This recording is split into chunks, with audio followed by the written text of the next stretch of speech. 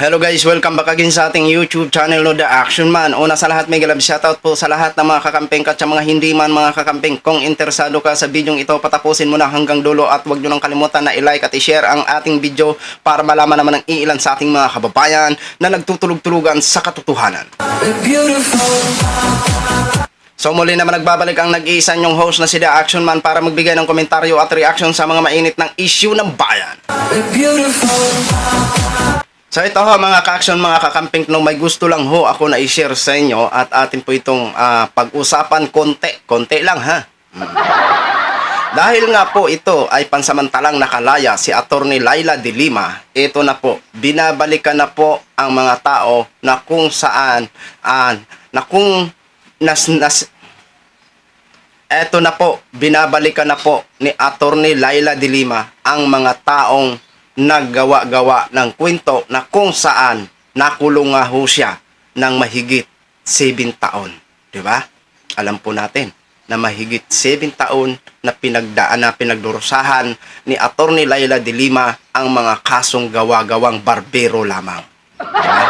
So ito na po, pinag-uutos na ng Court of Appeals sa Ombudsman na iimbestigahan ang dalawang dating Department of Justice na si Guevara at si Aguirre. Dahil nga po ito sa pagkuha nila ng mga testigo mula sa Bilibid Prison para mag-justify laban kay Attorney Laila De Lima. Pero kalaunan, nag-withdraw po ito or nag-retract po ito ang mga nasabing testigo na kinuha nila. Kaya ito po, kailangan talagang imbestigahan kung bakit gano'n na lang nagsiatrasan ang kanilang testigo. Bago po ang lahat at bago ho tayo magtuloy-tuloy, panuorin po muna natin ang nasabing video. Inatasan na ng Court of Appeals ang Office of the Ombudsman na imbestigahan sina dating Justice Secretaries Vitaliano Aguirre at Menardo Guevara dahil sa pagkuha ng mga convicted na kriminal bilang mga testigo sa drug-related cases ni dating Senador Laila De Lima.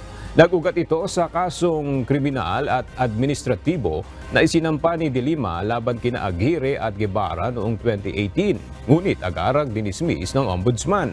Sa desisyong inilabas ng CA Special 17th Division, nakasaad na pinagkaitan ng due process si De Lima kaya binaliktad ng korte ang desisyon ng Ombudsman.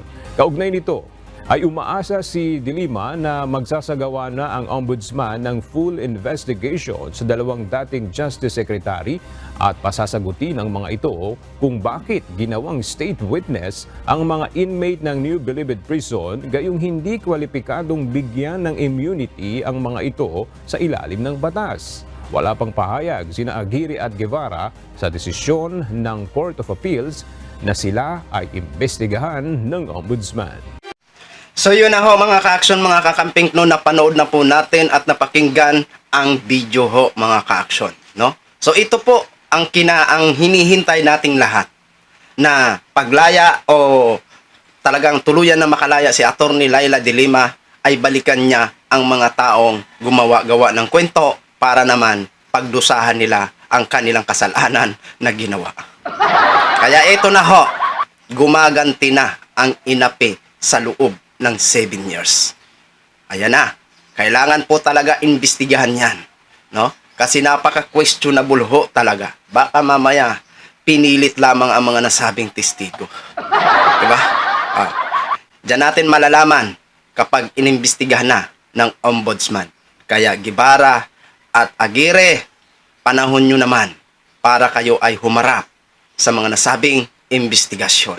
At panahon na para sampahan nyo ng kaso ang inyong mga testigo na mga nag-retract. Oo, bawi-bawi lang yan. Pero may makukuha kaya kayo? May mapapala kayo kung sampahan yung kaso ang inyong mga testigo? Preso na yun eh. Diba? Sampahan nyo man yun ng reklamo, preso na yun. Diba? Ganun pa rin. Kahit sampahan sila ng kaso, nasa kulungan na eh. Ano pag isasampa ng kaso? Oo. Kaya, ang gagawin nyo na lang, humanap kayo, dapat maging matalino ho kayo sa mga sagot nyo na kaya nyong lusutan ang nasabing issue. Diba? Kasi, eto na po, ha? Kung noon nagwagi kayo, ngayon, magwawagi naman ang pangangalan ng katarungan. Kung noon nasa dilim, si Atty. Laila de Lima, ngayon nasa liwanag na ho siya. At sisigurado ho kami na ang liwanag na yan na tumapat kay Atty. Laila de Lima ay tuloy-tuloy na po yan. At ang dilim, tuloy-tuloy na po yan sa mga taong nagsampa ng kaso sa kanya ng walang katotohanan. Diba? So yun lang ho mga ka-action, mga kakamping no, ginshare ko lang ho sa inyo. Maraming salamat po sa ating mga viewers Luzon, Visayas at Mindanao all over the world. Ako po ang inyong lingkod, si The Action Man. Have a good day everyone. Beautiful.